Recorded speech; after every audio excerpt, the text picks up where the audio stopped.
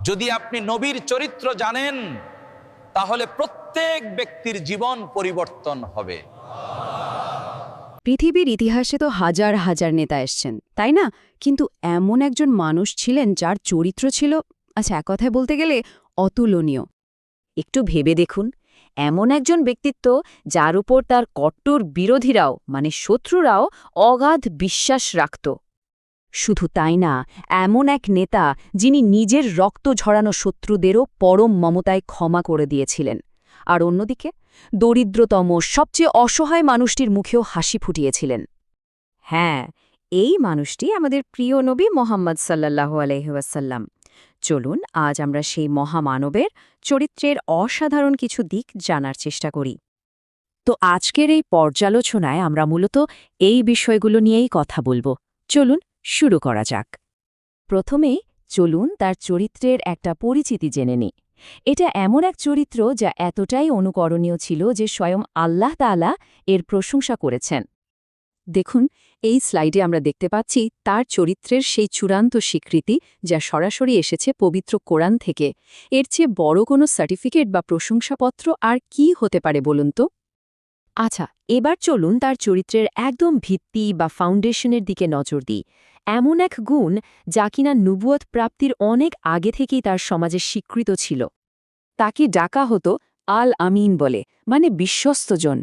আর এই উপাধিটা কিন্তু তার অনুসারীরা দেয়নি, দিয়েছিল তার নিজের লোকেরা, এমনকি তার ঘোর বিরোধীরাও। এটাই তো প্রমাণ করে তার সুখ্যাতির গভীরতা। ভাবুন একবার, যারা তার বার্তা প্রত্যাখ্যান করেছিল তারাও তাদের সবচেয়ে মূল্যবান সম্পদ, তাদের আমানত, তার কাছেই রাখত। এবার আমরা তার চরিত্রের একদম কেন্দ্রবিন্দু, তার হৃদয়ের কথা বলবো। এক অসীম দয়া যা তার চারপাশের প্রত্যেকটা মানুষ, এমনকি প্রতিটি সৃষ্টির জন্য প্রসারিত ছিল। তার এই সহানুভূতি কিন্তু বাছাই করা ছিল না। যেমন ধরুন, তিনি শিশুদের প্রতি অসাধারণ দয়া দেখাতেন, তাদের খেলার জন্য তাদের লেভেলে নেমে আসতেন। আবার পশু পাখির সাথেও কোমল আচরণের কথা বলতেন। নিজের অধীনস্থদের প্রতি জীবনে কখনো রাগ প্রকাশ করেননি। আর বয়স্কদের সব সময় সর্বোচ্চ সম্মান আর মর্যাদার সাথে দেখতেন। এটা ছিল একটা সর্বজনীন নীতি, যা সমাজের সবচেয়ে দুর্বলদের প্রতিও সমানভাবে প্রযোজ্য ছিল। একটা ছোট্ট ঘটনা বলি। একবার এক বেদুইন মসজিদে একটা ভুল করে ফেলেছিল। স্বভাবতই সাহাবীরা রেগে গিয়েছিলেন, কিন্তু নবী সাল্লাল্লাহু আলাইহি ওয়াসাল্লাম তাদের শান্ত করে বললেন, ওর সাথে কঠোর হয়ো না, ওকে ছেড়ে দাও। এই ঘটনাটা থেকে আমরা একটা বড় শিক্ষা পাই। যেখানে অন্যরা সহজে রেগে যেত, সেখানে তিনি দয়া আর বিচক্ষণতাকে বেছে নিতেন। আর ক্ষমার কথা যদি বলি, তাহলে এর চেয়ে বড় উদাহরণ আর হয় না। জীবনের সর্বশ্রেষ্ঠ বিজয়ের মুহূর্তে, মানে মক্কা বিজয়ের দিন, তিনি প্রতিশোধ নেননি, বরং যারা বছরের পর বছর তাকে আর তার অনুসারীদের নির্যাতন করেছিল তাদের সবাইকে ডেকে বললেন, আজ তোমাদের বিরুদ্ধে কোনো অভিযোগ নেই, যাও, তোমরা সবাই মুক্ত। তিনি বেছে নিয়েছিলেন নিঃশর্ত ক্ষমা। আচ্ছা, এবার চলুন তার ব্যক্তিগত জীবনযাত্রার দিকে তাকায়। এটা ছিল নম্রতা আর সরলতার এক অবিশ্বাস্য উদাহরণ।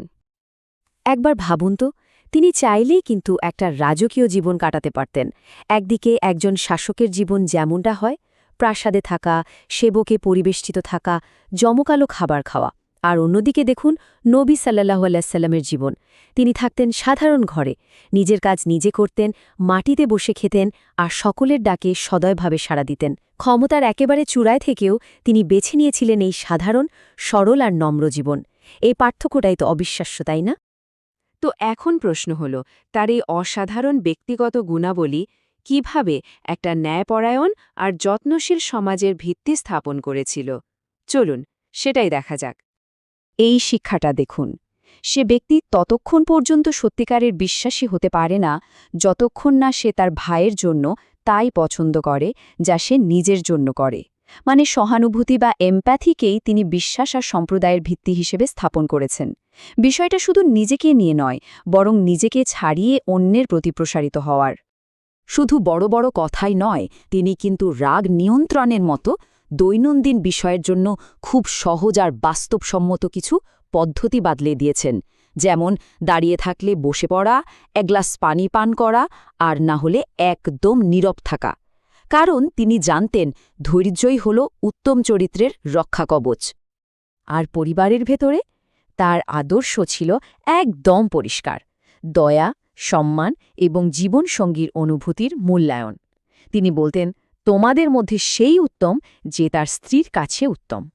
সবশেষে আমরা দেখব কিভাবে এই অসাধারণ বৈশিষ্ট্যগুলো একত্রিত হয়ে সমস্ত মানুষের জন্য একটা সার্বিক ও কালজয়ী নির্দেশিকা বা ব্লুপ্রিন্ট তৈরি করে। তার চরিত্রের মূল ভিত্তিগুলো যদি আমরা দেখি: সত্য কথা বলা, দয়া দেখানো, অন্যকে ক্ষমা করা, নম্রভাবে জীবনযাপন করা, রাগ নিয়ন্ত্রণ করা, আর পরিবার ও প্রতিবেশীর প্রতি সদয় হওয়া।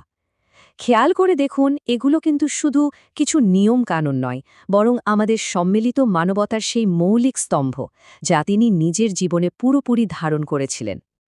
তো এই কালজয়ী চরিত্র আমাদের নিজেদের জীবন আর সমাজ সম্পর্কে কি শিক্ষা দেয়? এটা আমাদের ভাবতে শেখায় কিভাবে আমরা নিজেদের জীবন ও সমাজকে আরও উন্নত করতে পারি। ব্যাপারটা খুব সহজ। যদি আমরা এই চরিত্র অনুসরণ করার চেষ্টা করি, তবে আমাদের ঘর বদলে যাবে, আমাদের সমাজ বদলে যাবে এবং শেষ পর্যন্ত এই পুরো বিশ্বটাই বদলে যাবে।